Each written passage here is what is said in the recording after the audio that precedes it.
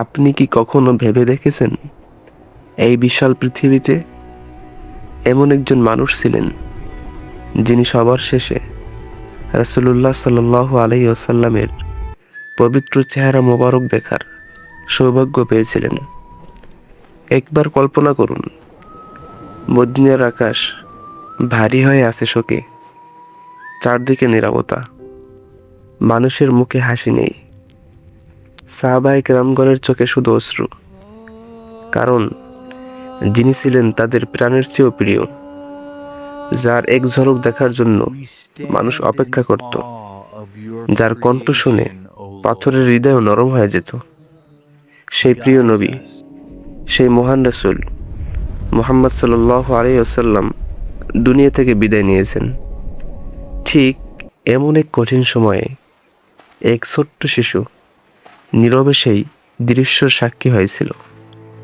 সে হয়তো তখনও বুঝতে পারেনি সে ইতিহাসের কত বড় এক অধ্যায়ের অংশ হয়ে যাচ্ছে, আর বহু বছর পর সেই হয়ে উঠবে রাসূল সাল্লাল্লাহু আলাইহি ওয়াসাল্লামকে দেখা শেষ জীবিত সাহাবী।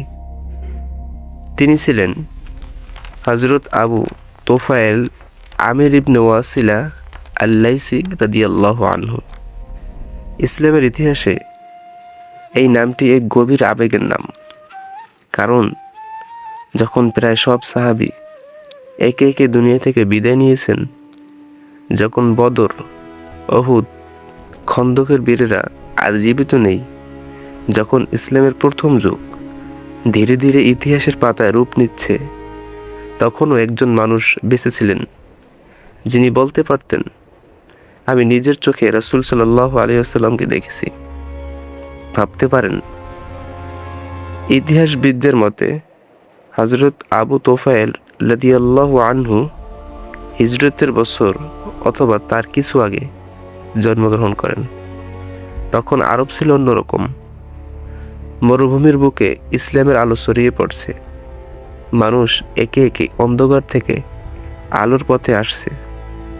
আর সেই সময়ই এক ছোট্ট শিশু নবীজি সাল্লাল্লাহু আলাইহি ওয়াসাল্লামের সান্নিধ্য লাভের সৌভাগ্য পায়। রাসূল সাল্লাল্লাহু আলাইহি ওয়াসাল্লামের ওফাতের সময় তার বয়স ছিল মাত্র 8 থেকে 10 বছর।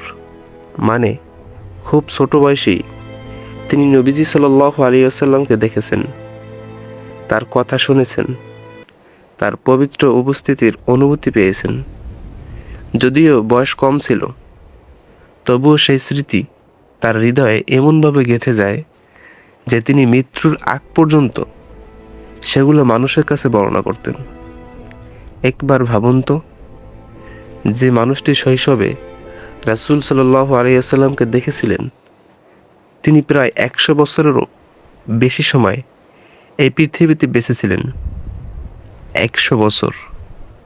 কত মানুষ এলো, কত মানুষ চলে গেল, পুরো এক প্রজন্ম বদলে গেল, কিন্তু তিনি তখনও জীবিত আর মানুষের প্রশ্নের উত্তর দিচ্ছেন। রাসূল সাল্লাল্লাহু আলাইহি ওয়াসাল্লাম সম্পর্কে গল্প বলছেন, মানুষ তার চারপাশে বসে মন্ত্রমুগ্ধ হয়ে শুনছে, কারণ তিনি কোনো বই পড়ে বলেননি, কোনো গল্প শুনেও বলেননি। তিনি নিজের চোখে দেখেছেন আল্লাহর রাসূল সাল্লাল্লাহু আলাইহি ওয়াসাল্লামকে। সহিহ মুসলিম শরীফে বর্ণিত আছে, জীবনের শেষ সময়ে আবু তোফায়েল রাদিয়াল্লাহু আনহু বলতেন, আজ পৃথিবীতে আমি ছাড়া আর কেউ অবশিষ্ট নেই যে রাসূলুল্লাহ সাল্লাল্লাহু আলাইহি ওয়াসাল্লামকে নিজের চোখে দেখেছে।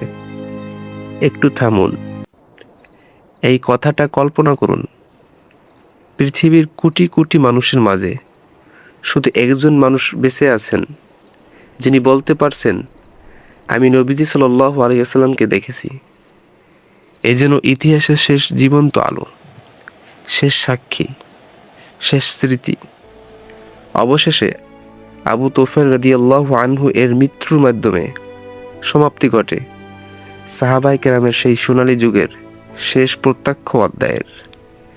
তার চলে যাওয়া সঙ্গে সঙ্গে একটি যুগ যেন ইতিহাসে পরিণত হয়, কিন্তু তিনি আমাদের জন্য রেখে গেছেন এক আবেগঘন শিক্ষা। রাসূলুল্লাহ সাল্লাল্লাহু আলাইহি ওয়াসাল্লামের স্মৃতি শুধু ইতিহাস নয়, এটি ভালোবাসা, এটি ঈমান, এটি হৃদয়ের গভীর অনুভূতি। ইসলামের এমন শিহরণ জাগানো ইতিহাস আপনি কি আগে জানতেন? কমেন্টে লিখুন আর ভিডিওটি শেয়ার করুন, যাতে আরও মানুষ জানতে পারে রাসূলুল্লাহ সাল্লাল্লাহু আলাইহি ওয়াসাল্লামকে দেখা শেষ সাহাবীর অবিশ্বাস্য গল্প।